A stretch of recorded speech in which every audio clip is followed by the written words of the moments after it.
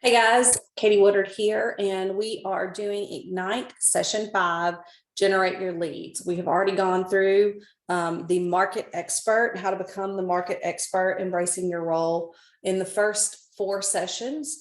And so now we're going on into leads, what to do with leads. So here we go.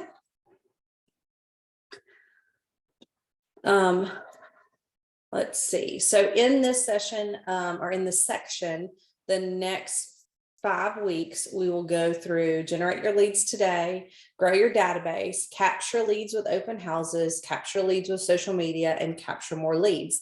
If you get the gist here, it's a lot of lead generation, and that is super important to your job. You can't just be the expert and not have any leads. So we have to generate leads to generate business. All right, today we're going to talk about you being the lead generator. We're going to talk about the lead generation model, your sphere of influence, expanding your sphere of influence, and best lead generation practices. My fear of failure was greater than my fear of lead generating, and that's Gary Keller. He has a really cool story on one of his first transactions, and he became a real estate agent right out of college. And so he really had nothing, and it's a really neat story. And I'll share the podcast with you guys sometime, but it's really, if you want to hear about grit and just determination and get a little bit of inspiration from that, he has a great story on that. All right, the 6 core competencies of a business. The first one, of course, is to lead generate, capture, and convert leads to appointments. You're going to present buyers and sellers and get agreement signed. You're going to show buyers and market sellers, write and negotiate contracts, coordinate the sale to closing, and manage your money. All right, there's some, of course, fears and myths to go with everything, specifically lead generation. Most people think lead generation is really difficult. Some people say they don't have time to lead generate. Some people don't make time to lead generate. Some people say they don't know what to say, and a lot of people say, I'm afraid of making mistakes because we want to look good and be right. So here are some myth busters here. Instead of, I think lead generation is really difficult, I was confusing effort with enjoyment. Lead generation is actually easy. It's just not fun. Oh, sorry. I don't have time to lead generate. So the truth could be, I have an issue of making time to lead generate and protecting that time. So important. I don't know what to say. I have to get on a path to mastering the dialogue skills needed in this business. I'm afraid of making mistakes. I found that lead generation is nothing more than a set of tasks and skills that are well documented. So true. Okay, what do you think this is an image of here?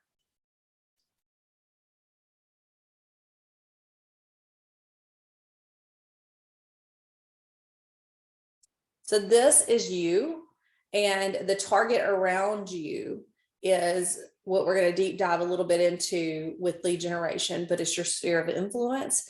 It's your people that you've met that you don't have a close relationship with you, and it's people that you haven't met. And all of those people lead to leads. So we're going to talk about the math to see how many leads you need to look at your contacts. So that's our next activity. So this is your income opportunity from your sphere of influence. So the first thing you'll do is see how many contacts you have in your phone. And I think there's the exercises next. So say you go, if you have an iPhone, I know you can pull up your contacts and then look at the very bottom here, and it'll show you how many. I have up to, I think, over 2,000. And then potential closing opportunities. So you take your number, that's at 250 there, or whatever your contact number is, and you multiply it by 0.081. That gives you your potential closings. And then for your referrals, you take that number and multiply it times 0.10, and your total potential closings between your contacts in your phone and actual doing deals and transactions with you and referring you business, there's that number when you combine them together. You multiply it times the average commission here at $6,000, and it'll show you your income opportunity. I'm going to pause for a minute and let you guys write out this math because it's very important to do.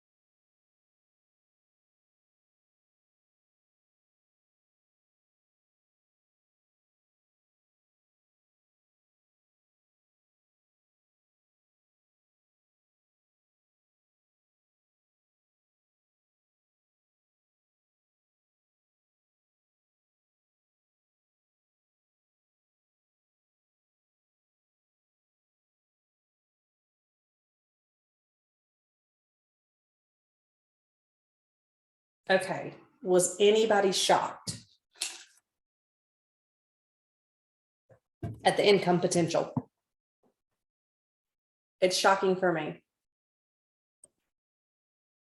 All right, so this is the same math here, just giving you another opportunity to do that, the contacts in your phone.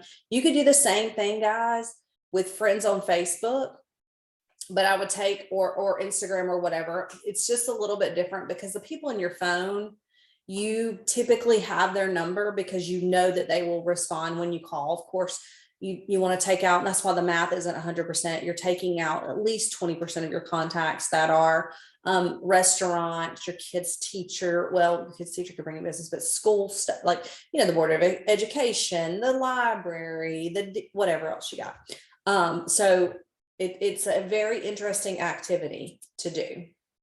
So now you know why your database is your business and your database is your data bank. So primarily your sphere of influence is the largest part of that. What ahas did you guys have from this? If you don't mind, shoot me an email. I'm going to be on my cruise, but I'd love to hear what you guys think about your database being your business and the phone contact exercise of potential income. They call that potential missed income. Yikes. Okay, so let's get into the lead generation model. So this is one of the models in the Millionaire Real Estate Agent book. And if you want a nifty way to remember all the models from the Millionaire Real Estate Agent book, it's ELBO, the acronym ELBO. So economic, lead gen, budget, organization, and expansion. No, it doesn't have a W, but anyway. So if you'll look through this, it's kind of a funnel, and it used to be more of a V funnel, and now it's more of a spherical shape. So the first thing you're going to do is lead capture through prospecting and marketing. And then it goes into your container, which is your database. For you guys, it's command. Then you have leads where you form the relationship, and then contacts when you strengthen the relationship. And that's in your lead, in your relationship management. For the third step, you're cultivating contacts for conversion. So you're interacting with them, you're engaging with them, you're strengthening the relationship by doing pop buys, calling, mailers. When you see them out, you're connecting with them. It's needs-based offering, and you're making notes on the communication to be a better relationship to them. And then they come out the bottom through new and repeat business or referrals. And again, they just loop back around to the top. So every 7 to 10 years, somebody's going to move. but every fourth person you know is interested in getting into a real estate deal. So that's a lot of transactions. That's a lot of referrals. It's a lot of business, and probably more than you can handle yourself. So focusing on your sphere of influence and creating a model to follow, or creating a habit of following the existing model, is so important, because we want to create clients for life.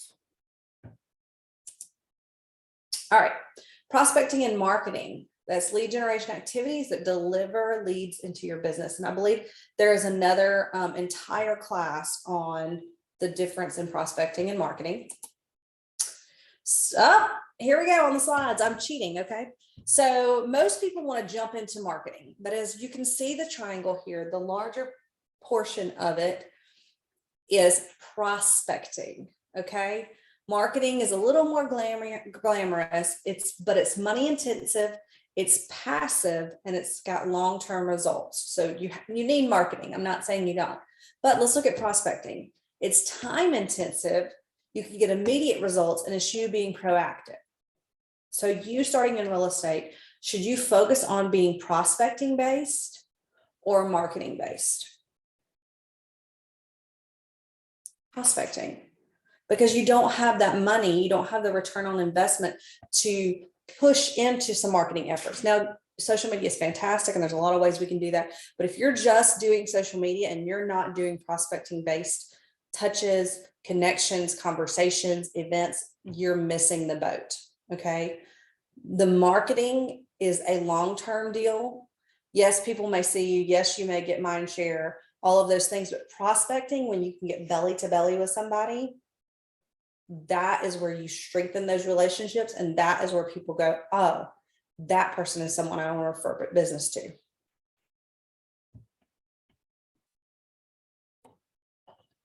All right, in your relationship management, your database is a container that holds the information for your leads and contacts.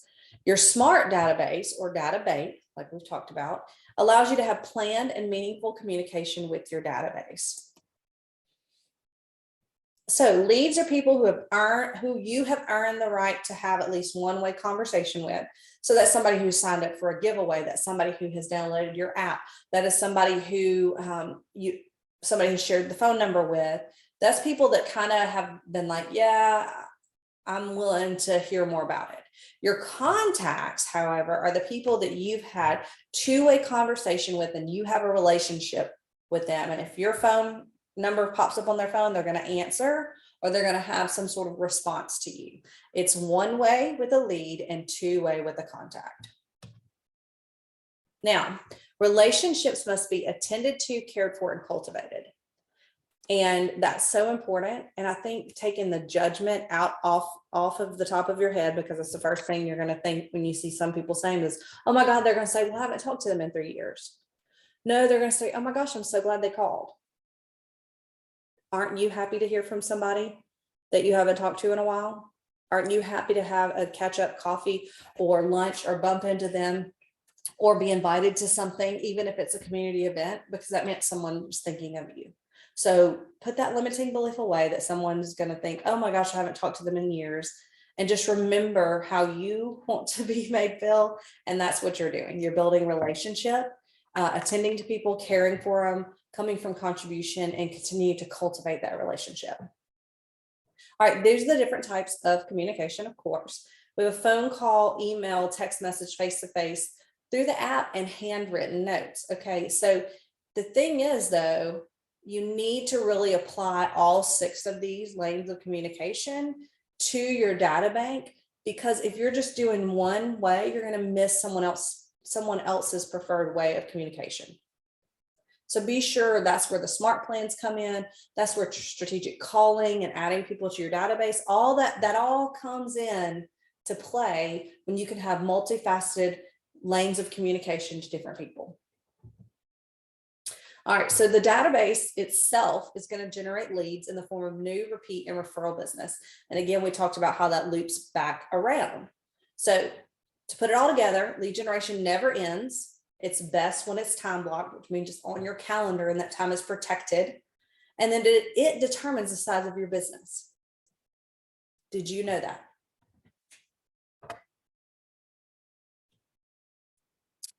Again, jot down your ahas, shoot them to me in an email. I cannot wait to read them. All right, now we're going to talk about that sphere of influence just a little bit more. So think about the people that you interact with on a regular basis. Are there people that you volunteer with? Are there people you go to the gym with? You have neighbors, you have parents, grandparents, people that you see in the neighborhood, people that you see at the coffee shop, your doctor's office, people you build a house with, clearly.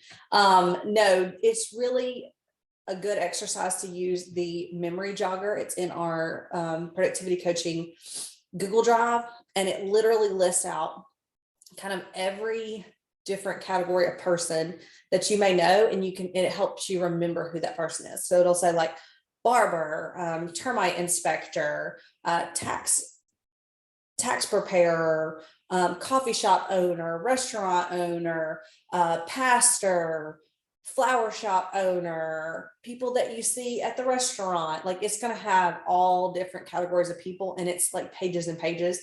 So that will help you remember, oh man, I need to reach out to so-and-so, or oh, I haven't talked to so-and-so in a long time, and that you need to then reach out to them and put them in your database. Okay, this is a way that you can categorize your sphere of influence. This is where the tags come in the command database, okay? So you can have your immediate family, friends, relatives, neighbors, past coworkers, hobby or sports groups, teachers, worship club, volunteer people, professional services, financial or legal services, personal services, home and auto services, real estate agents, real estate services, and other. There's a ton of tags. And the reason you want to tag groups of people is because as you grow this beyond your 201 people, because you want to make more than $100,000 in real estate, you're going to need to know who to reach out to for what.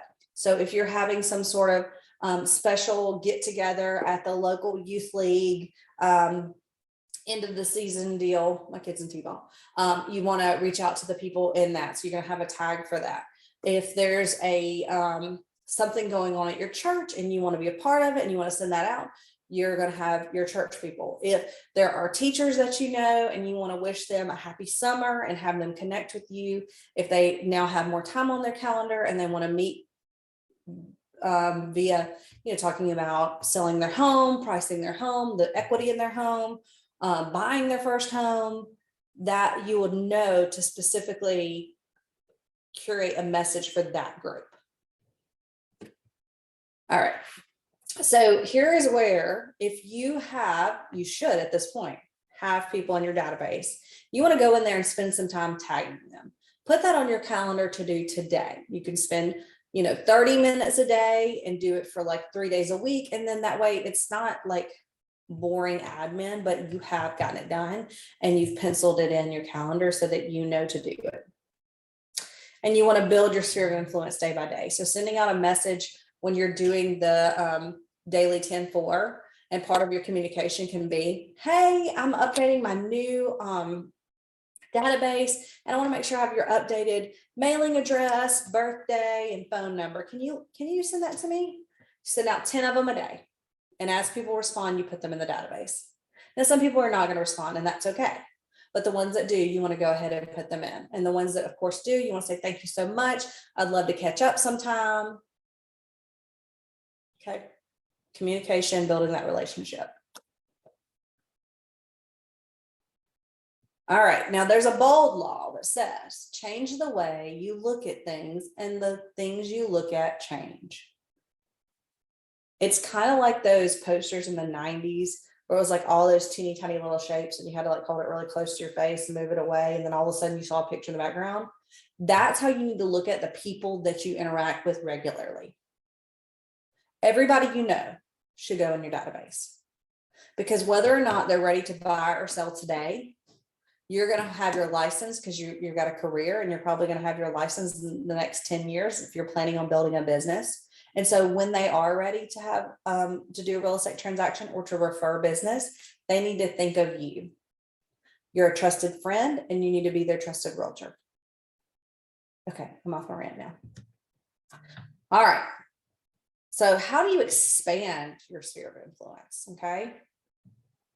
You ask. I just said this. You ask. You just ask.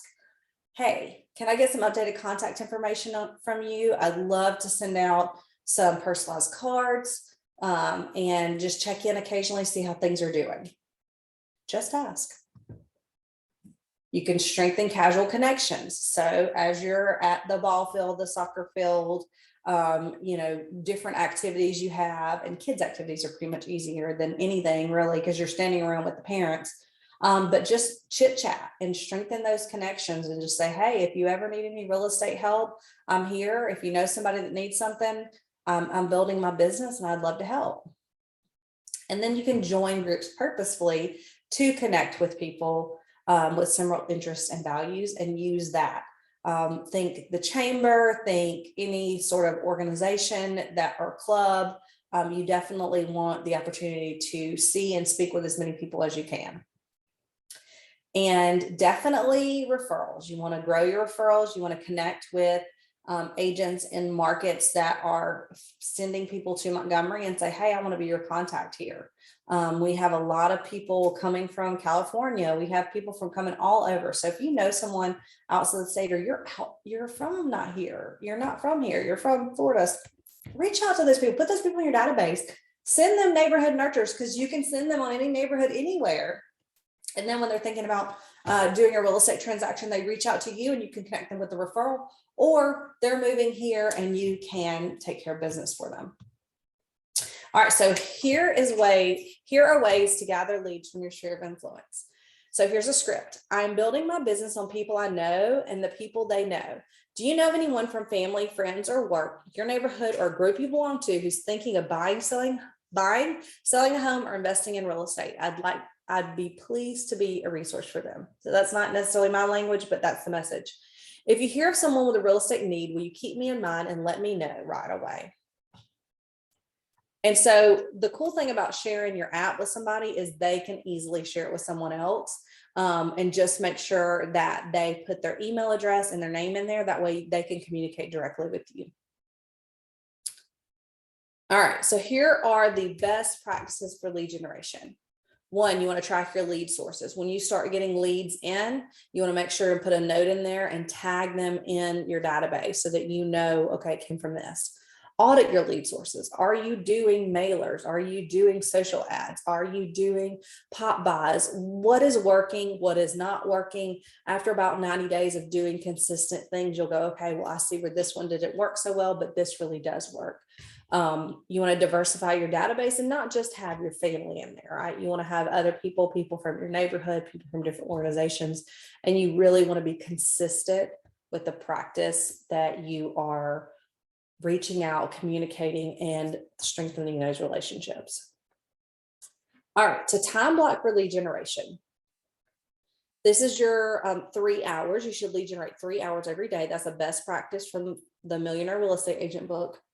The first thing is you're going to prepare. You're going to have the right mindset. You're going to practice your scripts and the words that you're going to say. What is your message going to be? And you want to prepare your call list. Don't just sit and look at your phone and go, oh, because you're going to have call bias and you're going to scroll right back past that person. You're going to say, oh, well, they're busy and their kids at home, and you're going to make excuses for every person in the world. So just make yourself a call list. That's why the DTD2 list is great, because it makes you choose based on alphabet. And if you call 10 people a day and you're calling the A's today and the B's tomorrow or what have you, you're going to make yourself have that discipline and not go, oh, well, I know that William's at work right now and my mom is visiting her mom. And like, you're not going to make all those reasonings. And then 2, take action. Track what you talk about, jot down notes, and put any important things inside your database. Now, hour 3 is going to be you maintaining that database. So any notes you've taken, you're putting them in command. You're putting yourself a task to call them in 90 days, or, hey, they said they were going to go on vacation, so you want to call and check back to see how the vacation went.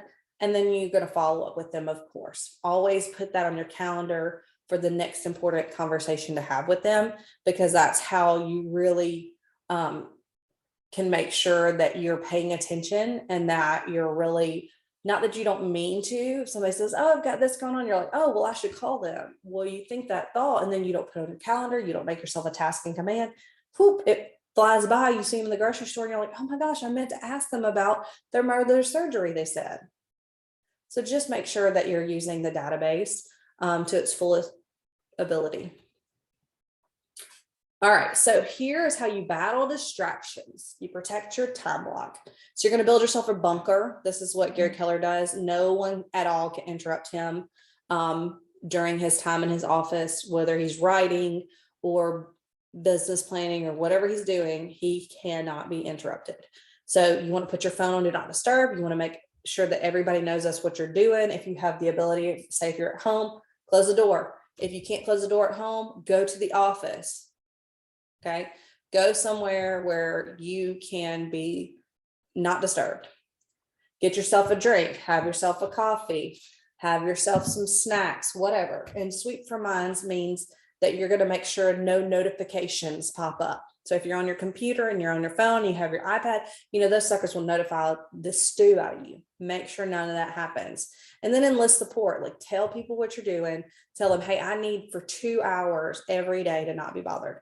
3 hours, whatever works for you, and see how much you can get done and say, hey, I'm going to hit my goals. This is part of what I want to do. And can you please help me? So that way you don't become the go do it, the errand person, you know, hey, oh, let me call Katie. She can run do it. She doesn't do anything all day. No, these can be your working hours, and you want to make sure that you're lead generating and that you have a protected space to do that.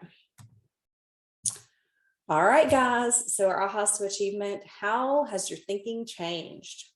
What ideas or mindsets were new? What do you feel differently about? What was meaningful for you today? How will your behaviors be different going forward? What actions will you take? What tools, models, or systems will you use, and how will they make you accountable? I hope you guys have an amazing week. I will see you when I get back next Wednesday. We'll be doing session 6.